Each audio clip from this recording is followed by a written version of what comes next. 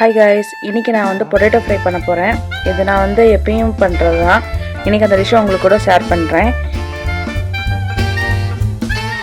இப்போ பாத்தீங்கன்னா பொட்டேட்டோ நல்லா பாயில் ஆயிடுச்சு. தொட்டு பார்க்கறேன் அமுங்குது நான் கொஞ்சம் ஓகேவா இருக்கு. கெட்டியா இருக்க கூடாது, ரொம்ப குளகுளன்னு இருக்கக்கூடாது. அந்த மாதிரி நீங்க ஸ்டேஜ்ல எடுத்துக்கோங்க.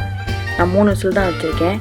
இத வந்து நான் தோல் ஃபுல்லா உரிச்சிட்டு கியூபா கட் பண்ணிக்கிற போறேன். கியூபா கட் பண்ணிட்டு 10 நிமிஷத்துக்கு நல்லா ஆற வச்சிட்டு தான் நம்ம ஃப்ரை பண்ணனும்.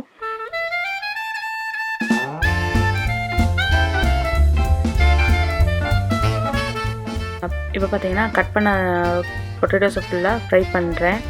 நல்லா கோல்டன் பிரவுன் வர வரைக்கும் நம்ம ஃப்ரை பண்ணனும். ரொம்ப கருவற்ற கூடாது. லைட்டா கோல்டன் பிரவுன் வரணும். அது வரைக்கும் நான் ஃப்ரை பண்றேன்.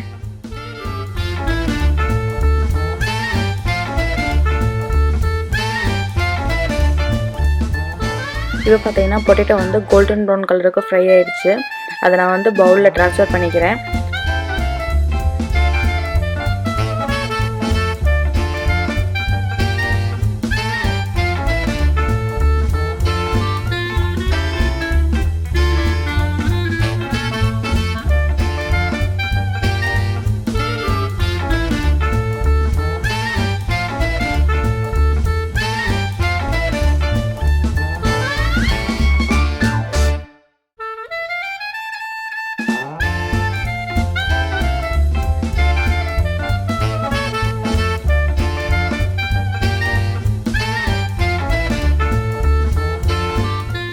அடுத்த செட் ஒரு பொட்டேட்டோ இருக்குது, அதை ஃபுல்லாக ஆட் பண்ணிக்கிறேன்.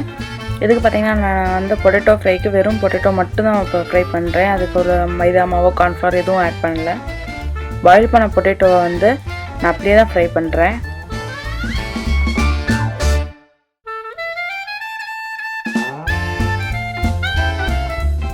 இப்போ பார்த்தீங்கன்னா ஃப்ரை பண்ண பொட்டேட்டோ எடுத்தாச்சு.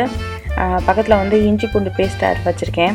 இஞ்சி பூண்டு பேஸ்ட்டு எப்படி பண்ணியிருக்கேன்னா, ஒரு பெரிய சைஸ் இஞ்சி, ஒரு 5 பல்லு பூண்டு, அப்புறம் அதில் வந்து 1 டேபிள் ஸ்பூன் சோம்பு ஆட் பண்ணியிருக்கேன். ஒரு 5 வெங்காயம், சின்ன வெங்காயம் ஆட் பண்ணியிருக்கேன்.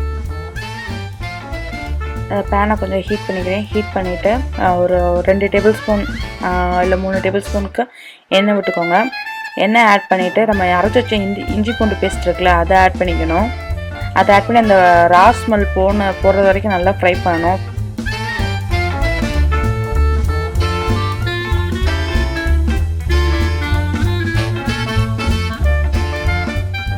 ஃபைவ் மினிட்ஸ்க்கு நல்லா ஃப்ரை பண்ணிவிட்டேன். இப்போ ஃப்ரை பண்ணதுக்கப்புறம் பார்த்தீங்கன்னா மிளகாத்தூள் வந்து ஒரு 5 டீஸ்பூன் ஆட் பண்ணிக்கிறேன். ஆட் பண்ணிட்டு அடுத்து வந்து உப்பும் ஆட் பண்ணணும். நல்லா வந்து மசாலாவை கிளறி விட்டுக்கோங்க. ஏன்னா இந்த ரா ஸ்மெல் போகணும். மசாலோடைய ரா ஸ்மெல் போகிற வரைக்கும் கொஞ்சம் கிளறிக்கோங்க. ஒரு 3 நிமிஷத்துக்கு கிளறினா போதும். அதுலேருந்து கொஞ்சம் லைட்டாக எண்ணெய் வரும். அதுக்கப்புறம் நம்ம ஃப்ரை பண்ண பொட்டேட்டோஸை வந்து இதில் ஆட் பண்ணணும்.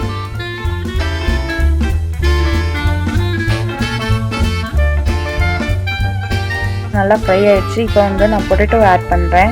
பொட்டேட்டோ வந்து ஏற்கனவே சாஃப்டாக இருக்கும் ஃப்ரை பண்ணனால. ஸோ வந்து நம்ம மெதுவாக தான் கிளறணும். ரொம்ப வேகமாக கிளறணும், பொட்டேட்டோ ஃபுல்லாக மசிஞ்சிடும். ஸோ சைடில் வச்சு கொஞ்சம் கொஞ்சமாக கிளறி விடுங்க.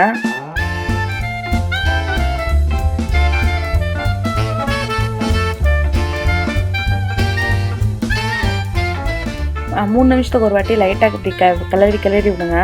இல்லைன்னா ரொம்ப அடி பிடிச்சிரும்.